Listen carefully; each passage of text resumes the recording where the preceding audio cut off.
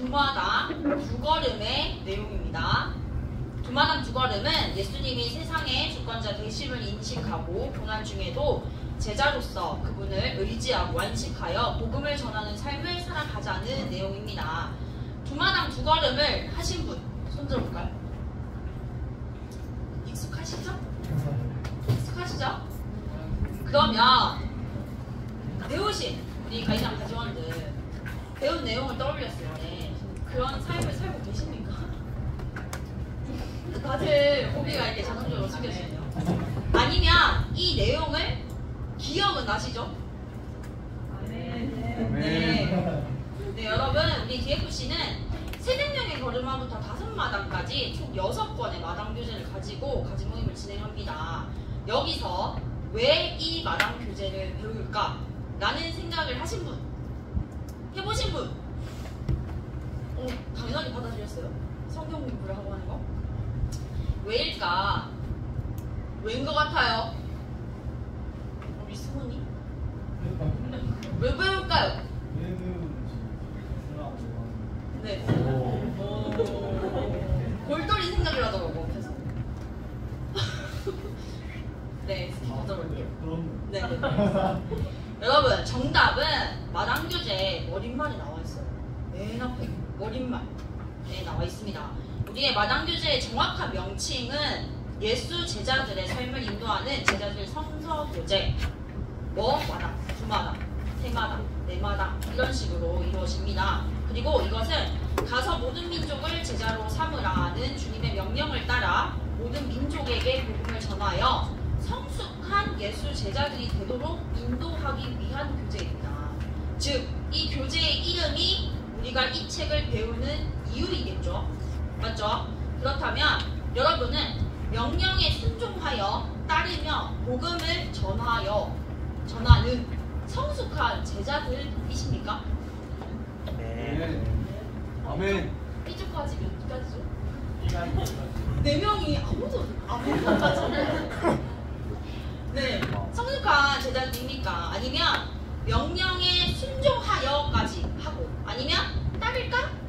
물음표까지 하십니까? 아니면 더 나아가 복음을 전하는 성숙한 제자들입니까? 오늘의 말씀 마태복음 8장을 들여다보며 우리가 어떤 상태의 사람인지 제자인지를 따져봅시다. 마태복음 8장 22절을 한 목소리로 읽어보겠습니다. 시작!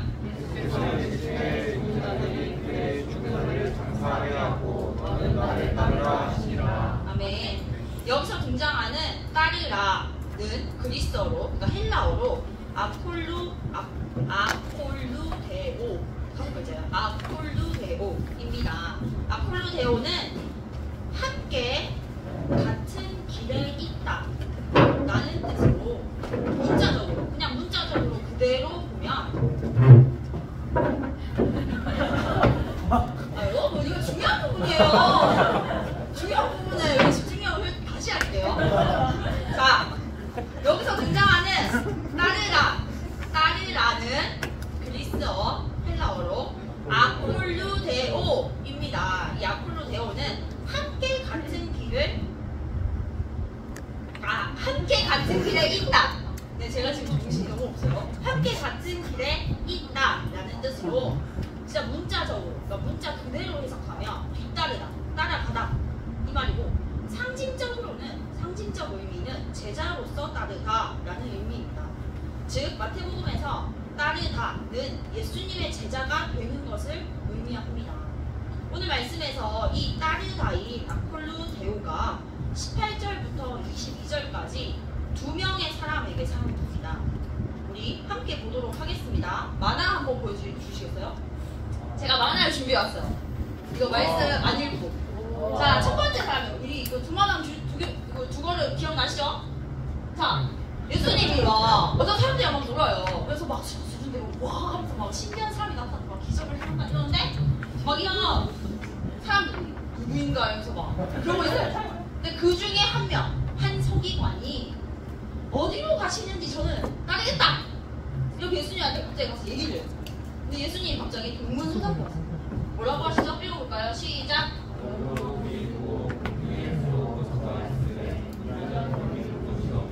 네, 그렇게 합니다. 여러분 마지막 질문처럼 네네네네 이렇게 합니다. 그리고 두 번째 버전이에요. 제자 중에 또 한 사람이 또 등장해요. 자, 뭐라고 합니까? 그 사람이 울면서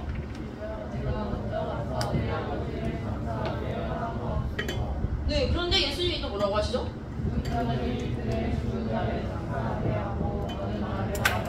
라고 하십니다. 자, 그러면서 형광펜 무슨 질문이 나오죠? 네, 어떤 차이가 보이시나요? 자, 우리 두 발을 배우신 분 손 들어볼까요? 동시에 지금 한 5명 정도가 갑자기 고개가 뚝 떨어졌거든요.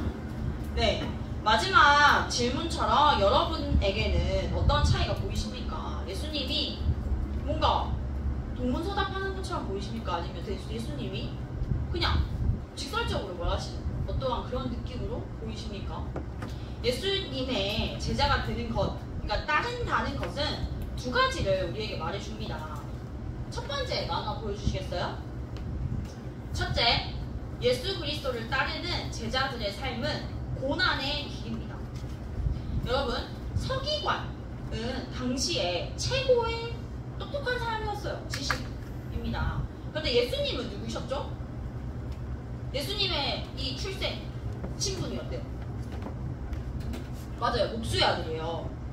가난한 목수의 아들로 태어났어요. 그러면 이게 급으로 말할 수는 없지만 급으로 봤을 때 그 지식인이 그냥 어떠한 목수의 아들에게 가가지고 내가 따르겠다 라고 말하는 상황인 거예요. 그 서기관이 예수님의 제자가 되려고 찾아온 겁니다. 만화처럼 서기관은 무리가 예수님을 에워싸 따는 것을 보고 주목받고 높임을 받는 것을 자기 눈으로 본 거예요. 확인한 거예요. 어떠한 저 사람이. 그래서 예수님을 따르는 길이 나도 도움을 받겠구나. 아니 나에게도 뭔가 유익이 있겠구나 라고 생각하고 예수님에게 따르겠다. 본인이 먼저 얘기를 한 거예요. 예수님이 따를래가 아니라 내가 찾아가서 저 따르겠어요 라고 얘기를 하는 거예요. 그러나 여러분 예수님의 반응이 어떠합니까? 바로 그래 날 따라와. 너무 좋아. 너무 감사하지 라고 하십니까? 아닙니다. 예수님은 집이라고 할 만한 곳도 없다고 말씀하십니다. 예수님을 따르는 길이 얼마나 어렵고 편하지 않은 길인지 분명하게 말씀하십니다. 자신의 것을 내려놓고 희생이 따르고 그리고 이 땅에서의 막 사람들이 저렇게 환호하죠. 막 수근수근하면서 와 이러잖아요. 맞죠? 이렇게 이 땅에서 높임 받는 것이나 아니면 안전이나 편안을 전혀 누리지 못함을 알려주시는 거예요. 공중의 새와 그 다음에 여우도 집이 있는데 나는 집이 없다라고 얘기를 하시는 겁니다. 복음을 위해서 주님을 따르는 길은 우리가 친구를 잃을 수도 있어요. 그리고 내가 사람들에게 주목받는 그런 인기 아니면 나의 돈 아니면 나의 학업 아니면 내가 꿈꾸는 꿈 아니면 나의 집에서 편안하게 누워 에어컨 바람 쐬면서 유튜브 보는 거 웹툰 보는 거. 자, 남은 돈이 생겼어요. 쿠키 사가지고 웹툰 보셔. 그런 사람도 있죠. 맞죠? 그런 나의 쉬는 시간 아니면 나의 소중한 것 등등을 잃을 수도 있습니다. 예수님을 따르는 길은. 그러나 여러분 여기서 중요한 것은 예수님을 따르는 길이 아무리 힘들지라도 그분의 제자가 된다는 것, 따른다는 것의 가치는 어떤 걸로도 값을 매길 수 없습니다. 왜냐? 정말 가치 있는 길이기 때문입니다. 자, 여러분 주식에 투자하시는 분 있으신가요? 아무도 없어요, 우리?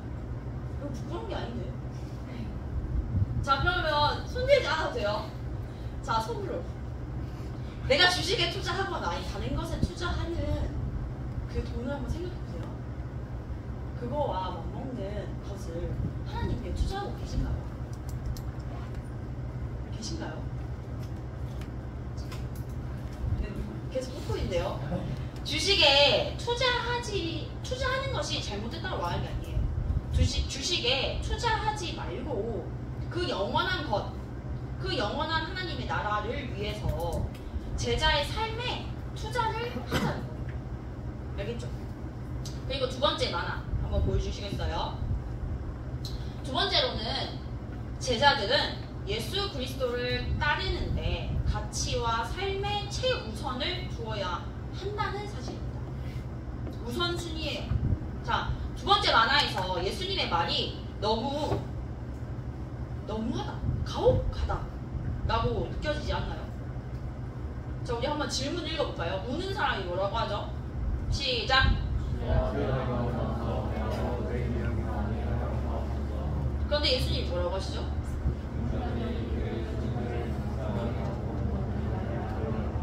이 말이 가혹하다라고 생각한 적 없으신가요? 가혹하다 생각 안 했으면 안 했다고 해도 돼요. 성사님은 가혹하다고 생각을 했어요. 네, 가혹하다라고 느껴질 수 있습니다. 그런데 여러분, 가혹한 자는 저 제자예요. 제자. 제자는 21절에 먼저 가서 아버지의 장례를 치르도록 허락을 요청해요, 예수님께. 그러나 그의 의도는 이 요청이, 이 글자 그대로에 있는 이 요청이 아니에요. 바로 예수님을 따르는 일을 자신의 그 아버지가 돌아가실 때까지 그것을 미루고 내가 여기에 더 신경을 쓰겠다, 그것을 허락해달라고 요청하는 거예요. 우리 마태복음 6장 33절 한번 찾아서 읽어볼까요? 마태복음 6장 33절. 네, 시작! 현재 너희는 먼저 그의 나라와 그의 의를 구하라. 그리하면 이 모든 것을 너희에게 더하시리라. 네, 그리고 22절 읽어볼까요? 시작! 8장 22절이요. 8장 22절이요? 22. 예. 네, 시작! 그래서 이르시되 인자들이 그들의 죽은 자를 장사하게 하고 너는 나를 따르라 하시니라. 아멘.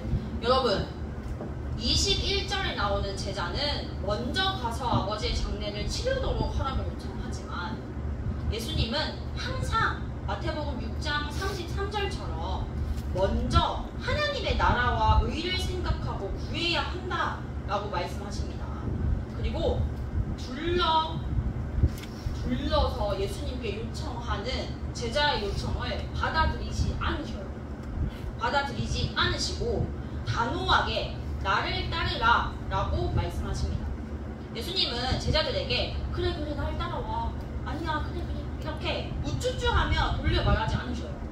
자신을 따를 때 생각하며 이렇게 해야지, 저렇게 하고 저렇게 해야지, 이렇게 하면 되겠다, 계산하고 조건을 걸어서 예수님한테 가서 요청하는 그 행위 자체도 안 된다라고 분명히 말씀하시는 거예요. 아시겠죠? 그래서 예수님의 직설적인 말이나 직설적인 도전을 요청하는 명령은 가혹한 것이 아닙니다. 우리가 그분을 따르는 일에서 어떻게 하면 좀 더 효율적인지, 우리의 우선순위를 예수님의 일과 우리의 일 중에 저울질하는 것, 그 우선순위를 가져와서 막 요청하는 것, 이 자체를 우리가 해서는 안 되는 거예요.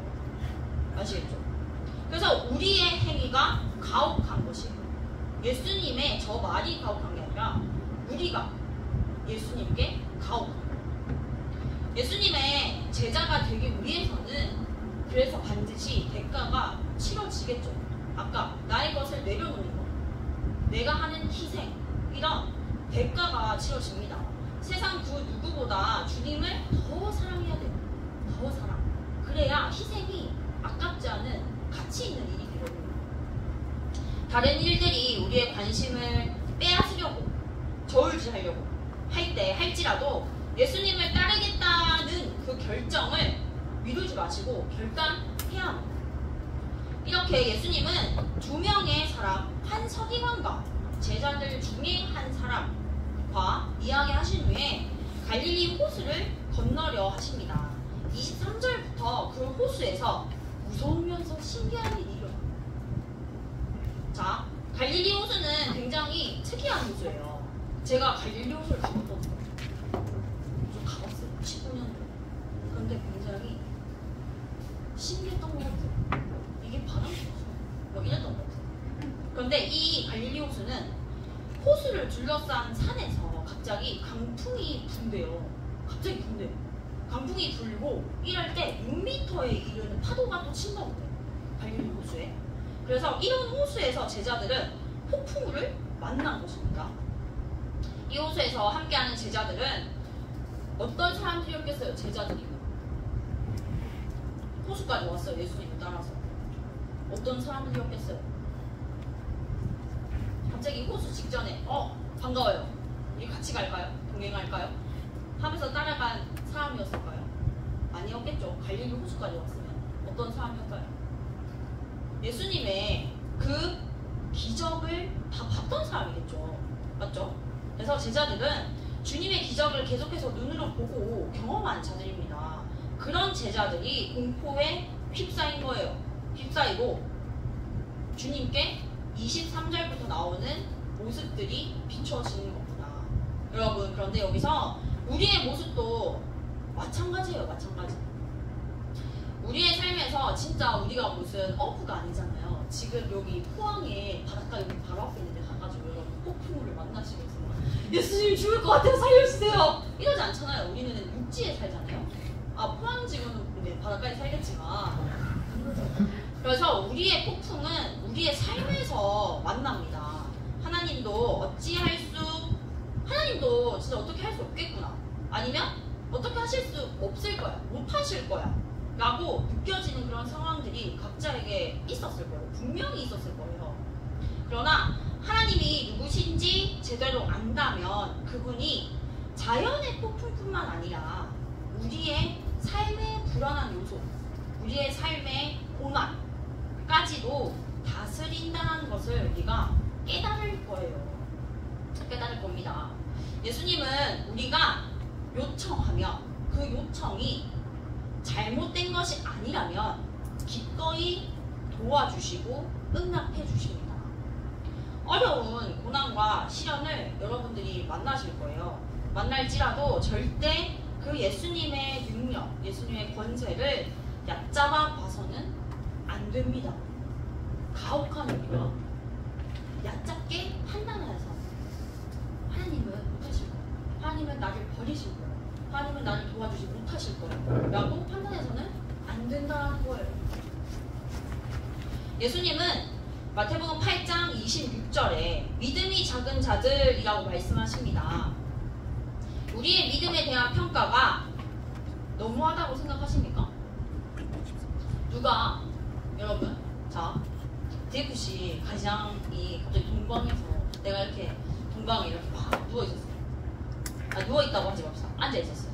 근데 어떤 가장이 삐삐삐삐 쳐서 딱 들어왔는데 갑자기 동방에 이렇게 다리를 꼬고 저렇게 다리를 피고 있다고? 믿음이 작겠죠. 나의 믿음을 평가해. 그럼 어떨 것 같아요? 아니면 갑자기 선교사님이 여기 왔어요. 여기 훈이를 마주쳤어. 근데 훈이가 뭐 갑자기 길거리에서 뭘 하고 있었어. 선생님, 너무 훈. 믿음이 작은 자. 라고 하는 그 평가를 받았다면 여러분 어떠십니까? 어떠십니까? 자, 우리 입을 한번 열어볼까요? 여러분 평가가 너무하다고 생각 드시지 않나요? 앞에서도 말했지만 이가 어떤 사람이기에 바람과 바다도 순종하는가 라고 말하는 우리가 가혹하고 너무한 거예요. 이 제자들이 27절에 예수님 보고 말하잖아요. 이가 어떤 사람이기에 이 바람과 바다도 이 말에 순종하여서 잔잔해지는가 라고 얘기해요. 이게 우리의 모습이라는 거예요. 기적을 봐온 그리고 함께 했던 그 제자들도 이 폭풍 앞에서 예수님한테 이 사람이 누구야? 이 누구인가? 첫 번째 만나볼까요? 이 구경하는 사람들처럼 와 누구야? 라고 한 거예요. 뭐가 다릅니까? 맞죠? 말과 행동은 그 사람의 믿음과 가치관이 그 말과 행동에 들어있어요. 제자들은 모든 것을 버리고 예수님을 따랐을 거예요. 그 배 위에 올랐던 제자들 역시. 그러나 그들은 예수님이 어떤 분이신지는 제대로 인식하지도 못하고 예수님과 함께 하면서도 그분이 그리스도이심을 믿지 못하고 예수님이 하나님이심을 알지 못해서 힘든 상황과 환경 앞에서 두려움에 휩싸인 것입니다. 맞죠? 하나님이시라는 확신이 우리에게 있었다면 못하실 것이 없으신 그 하나님이 우리 앞에 있는데 우리가 두려울 수 있을까요? 맞죠? 기적을 베푸는 예수님의 제자들의 삶에도 고난은 당연히 닥친다는 사실이에요. 당연히. 제자는 고난 속에서도 세상을 다스리시는 예수님의 능력을 믿고 의지함으로 그 안식, 평안함을 누려야 합니다. 여러분, 예수님은 굉장히 직설적이세요. 너 나를 따라와 라고 하시죠. 제가 얼마 전에 훈이한테 이 말을 했거든요. 너 나 믿어? 날 따라와. 근데 훈이가 고민해 본다 했어요. 네, 우리 비밀이에요. 네, 그래서 예수님은 굉장히 직설적이신 분이십니다. 제자들의 삶에 대한 막 추상적이거나 막 두리뭉실한 그런 것이 아니라 실제적인 가르침을 직접적으로 주셔요. 갈릴리 호수 위에서 정말 폭풍과 닥치는 상황을 몸소 느끼게 하시고 말로 직설적으로 말해주시고 명해주시고 맞죠? 삶의 현장 속에서 제자들에게 있는 고난과 그 해결 방법이 무엇인지 그리고 무엇을 의지해야 하는지를 예수님께서는 분명하게 우리에게 보여주시고 말해주신다는 겁니다. 여러분의 믿음에 반응하시길 바래요. 나의 믿음이 정말 이거는 나만 알잖아요. 나와 하나님밖에 알지 못해요. 다른 누군가는 나의 믿음의 상태, 나의 믿음의 크기, 어떻게 존재하는지 나의 모양 이런 거는 아무도 알지 못해요. 하나님과 나만 안단 말이에요. 맞죠? 그래서 여러분만이 알고 있는 그 믿음에 여러분이 이게 좀 이렇게 작다고 하지 마시고 또 과대포장해요. 와, 내 믿음이 정말 라고 하지 마시고 그 믿음만큼 정말 반응하시길 바랍니다. 외면하지 말고 정면으로 승부하길 바랍니다. 예수님께서는 가스라이팅을 하시는 것이 아니에요. 물론 나를 따라와 라고 하는 그 말이 가스라이팅 하는 것이 아니라는 거예요. 여러분, 가스라이팅은 상대의 판단력을 흐리게 하고 자존감을 없애요. 그러니까 무너뜨려서 빈 껍데기로 만들어서 그 빈 껍데기 안에 나의 명령과 나의 것을 채워 넣어서 통제하려는 심리적 조작이에요. 가스라이팅은. 근데 여러분, 우리 가스라이팅이라는 단어를 굉장히 쉽게 사용하잖아요. 너 나 가스라이팅해 하면서 막 이러면 저 이런 애들 봤어요. 어떤 애가 말을 하면 그 앞에서 갑자기 이렇게 장작 이러면서 이 정도로 우리는 굉장히 쉽게 사용한단 말이에요. 그런데 이 단어는 사회에서 문제가 생겨서 시작하여서 그리고 이제 어디까지 흘러 들어왔어요? 교회에서까지 그리고 우리 뒤에 보신 공동체 안에까지 가스라이팅이라는 단어가 들어왔어요. 그래서 어떻게 되었습니까? 들어와서 우리가 이렇게 농담식으로 하는 건 상관이 없죠. 그런데 이 가스라이팅이라는 이 단어의 무게감 우리가 분명히 알고 사용해야 합니다. 우리가 가지장이 가지원한테 가서 권면을 한다던가 아니면 조언을 한다던가 할 때 이것 자체도 너 나한테 왜 가스라이팅해? 왜 통제하려고 하지? 이렇게 된다고. 그런데 가지장, 자, 예수님이 지금 제자들에게 하는 게 가스라이팅입니까? 말하는 게 아니죠. 가지장과 성도님들이 여러분에게 공동체 안에서 얘기하는 게 가스라이팅입니까? 자존감을 무너뜨려서 그 사람의 심리를 조작하려고 하는 그 행위입니까? 아니죠. 그런데 여러분, 여기서 이제 잘못 생각해서는 안 돼요. 우리가 있는 공동체 안이나 교회 안에서도 잘못되게 하는 것은 가스라이팅이 맞아요. 이거에 대한 분별력을 가지고 계셔야 됩니다. 그래서 여러분이 가스라이팅이라고 느끼시고 이 성경, 이 구절을 봤을 때도 그렇게 느낄 수 있어요. 예수님이 제자한테 아니면 저 서기관한테 가스라이팅 하는 거 아니야? 아니면 배에 함께 탄 제자들에게 가스라이팅 하는 거 아니야? 라고 생각하실 수 있어요. 여러분, 그런데 말씀을 무기 사오시면 안 돼요. 그리고 포장해서도 안 돼요. 그거는 우리의 분명한 오해예요. 오해. 권면은 가스라이팅이 아닙니다. 예수님이 오늘 말씀에서 그러하셨듯 권면은 우리를 바른 길로 인도하는 지름길이에요. 예수님이 5글자 얘기했어요. 뭐예요? 오늘 설교 제목입니다. 나를 따르라. 어떻게 해서 저렇게 해서 패스를 깨가지고 10단계까지 오면 이렇게 하면 올 수 있어 가 아니라 5글자. 나를 따르라. 맞죠? 지름길이에요. 사랑 안에서 진리로 말하는 것은 우리의 믿음을 살리고 세웁니다. 거짓되고 헛된 것에 휘둘리며 가혹하다, 너무하다, 가스라이팅 하지 마시길 바랍니다. 우리가 예수님을 가스라이팅하고 있는 거예요. 예수님이 우리에게 가스라이팅하는 게 아니라. 가스라이팅 하고 있는 것은 우리 자신입니다. 세상의 시선과 평가에 목매달려가지고 막 꿈을 쫓아. 아까 두 번째, 제자 중에 한 제자처럼 예수님 잠시만요, 제가 이거 하고 다시 예수님을 따를게요 라고 말하는 그 조건을 단 요청, 그것을 하지 마세요. 평가에 목매달려 하지 마시라고요. 그래서 분별력이 흐려지지 마시길 바랍니다. 하나님이 우리를 어떻게 보시는지를 생각하셨으면 좋겠어요. 하나님이 우리를 어떻게 생각하시는지. 사무엘상 16장 7절에 사람을 외모를 보거니와 여호와는 중심을 보시느니라. 아멘.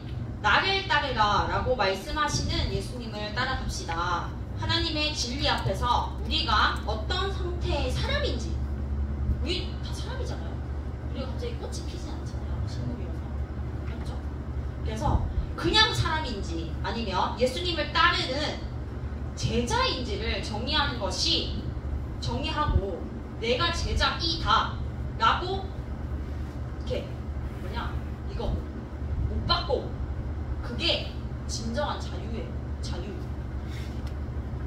저울질하니까 자유롭지 못한 거예요. 그래서 그것이 진정한 자유이고 회복입니다. 여러분, 저는 제가 가지 모임을 시작할 때 막 머릿말을 굉장히 처음에 다 읽어봐요. 제가 한 번도 학생일 때도 그랬고 선교사로 살아갈 때 머릿말을 저는 읽지 않았거든요. 그런데 제가 이제 전임 선교사 훈련을 받을 때 저희 훈련을 시켜줬던 선교사님들이 머릿말을 분명하게 읽어야 된다. 그래야 JFC 마당교제를 배울 때 이 마당교제를 왜 배우는지를 우리가 분명하게 알 수 있다라고 얘기를 해주셔서 제가 그 뒤로는 마당교제 머릿말을 굉장히 하나하나 읽어봅니다. 마당교제 머릿말이 나오든 10걸음으로 이루어진 5번의 마당교제는 각 마당마다 10걸음으로 걸어가죠. 한 걸음 걸어가잖아요. 자, 여기서 퀴즈. 10걸음까지 다 외웠다, 주제. 자, 우리 가지장에 그걸 보여주세요. 자, 한 걸음 뭐죠? 자, 한 걸음 걸어봅시다. 발을 내딛읍시다. 뭐죠? 한 걸음.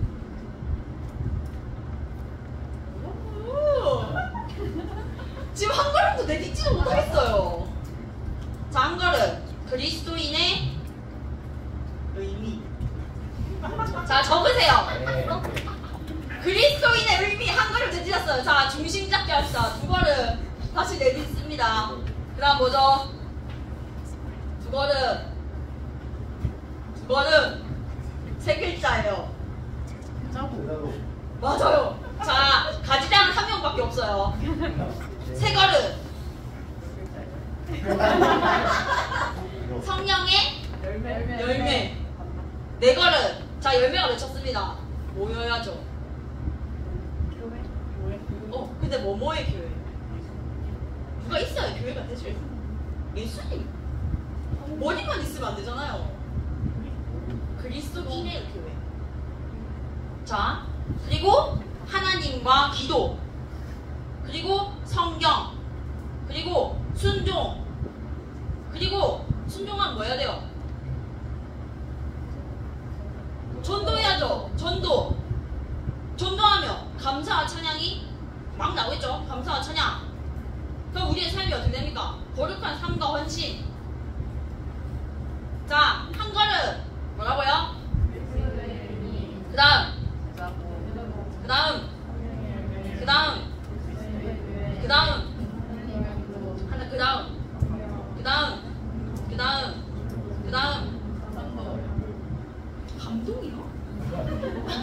감사 찬양. 그 다음 을 우리가 배워갑니다. 한 걸음 한 걸음 걸어가면서. 여러분 상상해 봅시다. 걸음을 걷다가, 자 우리가 걸어갔어요. 아스팔트 말고요. 그냥 길을 걸어갔어요. 길을 걷다가 멈춰요. 자 눈을 감으세요. 상상을 하니까 상상 안 하는 것 같아요. 자 눈을 감고 자면 안 돼요. 한 걸음. 저기 뒤에 변연석 가지장입니다. 양하진 가지장. 눈을 감고 상상을 하지 않고 있어요. 한 걸음 걸어가다가 멈춰요. 뒤를 돌아보세요. 뭐가 있어요 땅에? 걸음이 있어요.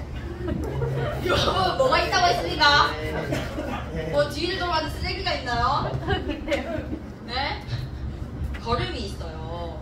그렇다면 우리의 걸음의 흔적은 남아있다는 거예요. 남아있다는 거. 그렇다면 여러분이 그 10가지의 주제를 배우며 마음에 새기며 한 걸음 걸어가서 가지장이 되었을 거 아니에요. 그리고 제자를 낳아서 가지원을 양육하고 파송할 거 아니에요. 걸을 때 어떤 흔적이 여러분의 삶에 남아있어요. 지금 남아있는 거예요.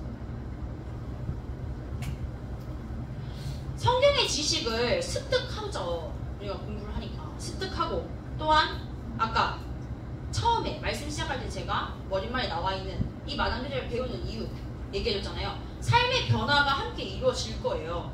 그리고 예수님의 제자로서 더욱 주님께 가까이 나아가게 될 거예요. 그리고 한 걸음을 10걸음까지, 그 거룩한 삶과 헌신까지가 아니라 그 11걸음을 여러분이 내디딜 거라고요. 스스로가 변화되었기 때문에, 성숙한 제자가 되었기 때문에, 주님을 따르는 자가 되었기 때문에. 그래서 더 내디디면서 그럴 때 뭘 더 해야 되겠어요? 더욱 기도에 힘쓰는 자가 되어야겠죠. 그래야 그 걸음을 멈추지 않는다고요. 여러분들이 이제 3일 동안 국내 선교, 캠퍼스 선교, 해외 선교를 보고 마지막에 땅밟기를 할 거예요. 그때 제가 눈을 감고 상상하라고 했던 이 거를 땅을 밟으며 생각하시면서 나갔으면 좋겠어요. 알겠죠? 그게 여러분들의 11걸음이 될 수 있다고요. 밟으며 내가 어떤 성숙한 제자인지, 어떻게 예수님을 정말 따르고 있는지, 이 땅을 밟으며, 포항과 이 영접 땅을 밟으며 내가 정말 기도하며 주님을 의지하고 있는지, 지금 1박 2일 동안 그때 나와 같은 조회. 원진이 야, 이 제일 중요한 부분에. 네, 여러분이 정말 제자로서 주님을 따르는지 정말 이 수련회 때 배우고 느껴서 땅밟기, 아까 제자들에게 말씀해 주시고 나서 호수에서 직접적으로 알려주셨잖아요. 해결 방법과 현실을 우리 3박 4일 동안 수련회에서 배우고 느낄 거예요. 맞죠? 배우고 느끼고 땅밟기를 가면 현실일 거예요. 그때 몸소 부딪힐 거라고요. 이상적인 건 하나도 없어요. 여러분, 땀이 너무 많이 나서 옆에 있는 애랑 막 스치기만 해도 욕이 나올 수 있어요. 알겠죠? 그럴 때 어떻게 하겠어요? 이건 11걸음이다. 기도하자. 손잡고 기도하셔야 돼요. 알겠죠? 그래서 그 현실에서 현장감 있게 그곳에서 정말 몸소 느끼고 어떤 해결 방안이 있는지, 어떻게 하나님을 의지하는지를 몸소 느끼시는 제자가 되셨으면 좋겠습니다. 아시겠죠? 네, 그러면 제가 기도하고 마치도록 하겠습니다. 사랑이 많으신 하나님 감사합니다. 이렇게 말씀을 전할 수 있는 자리를 허락해 주심에 감사하고, 또 이 말씀을 들으며 우리의 마음에 새길 수 있는 기회도 주시면 감사합니다. 주님, 이제 수련의 첫째 날이 시작됩니다. 시작되는 만큼 우리의 마음이 해이해지는 것이 아니라 정말 주님을 따르기로 결단하는 시간이 될 수 있길 원합니다. 결단하여서 정말 주님만을 바라보며 주님만을 따르는 제자로서 아버지, 정말 이 여름 수련회를 주관하여 주시옵소서. 그리고 가지장 가지원들의 그 마음을 지켜주시고 생각을 지켜주셔서 아버지를 더욱더 따르는 자로 아버지께서 세워주시고 회복해 하여 주시길 원합니다. 예수님 이름으로 기도드립니다. 아멘.